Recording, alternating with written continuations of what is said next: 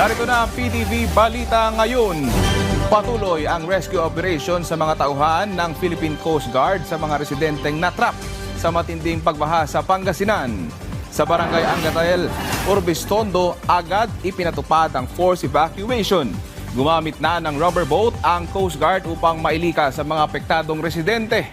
Maraming kabahayan doon ang lubog pa rin sa matinding baha dahil sa pananalasa ng bagyong Emong. Sa report ng Coast Guard Northwestern Luzon, nasa 3 pamilya ang nananatili ngayon sa Real Elementary School na nagsisilbing evacuation center sa lugar. Namahagi ng mahigit 3,000 family food packs ang DSWD sa ilang jeepney drivers sa Bulacan. Ayon kay DSWD Secretary Rex Gatchalian, alinsunod rin ito sa direktiba ni Pangulong Ferdinand R. Marcos Jr. na tulungan ang mga naapektuhan ng kalamidad. Karamihan sa mga nakatanggap ng relief goods ay mga miyembro ng Pasang Mazda. Mababatid na ilang araw na hindi nakapamasada ang mga jeepney drivers dahil sa malakas na ulan na dulot ng habagat at bagyong Emong. Samantala, alamin naman natin ang iba pang balita sa PTV Davao mula kay Jay Lagang. Mayong adlaw, nagpahigayon og relief distribution operation ang provincial government sa Tawi-Tawi. Kinialang sa mga pamilya nga nagpuyo sa barangay Simandagit ug barangay Tubigtana sa Bungaw nga apektado sa bagyong Krising. Lakip sa gipangapod-apod ang sinakong mga bugas ug uban pang mga food items. Butang nga gipasalamatan sa bugdako sa mga residenteng apektado sa bagyo.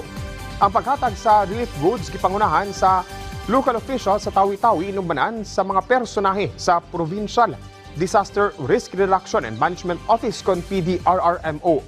Nalakip kini sa lakang sa Tawi-Tawi LGU aron nga masiguro nga mahatag dayon ang nagunang panginahanglan sa ilang mga residente sa panahon sa kalamidad.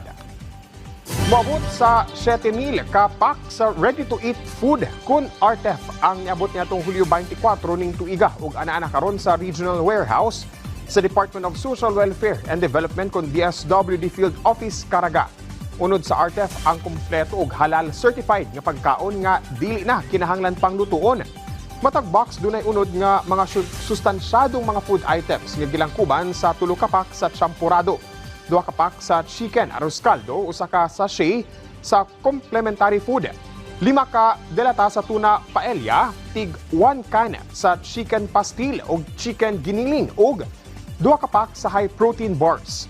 Aron nga masiguro ang kalidad ug kaluwasan sa mga pagkaon, gipailawom kini sa makuti nga inspeksyon sa mga personahe sa DSWD Caraga dungan sa gihimong food tasting.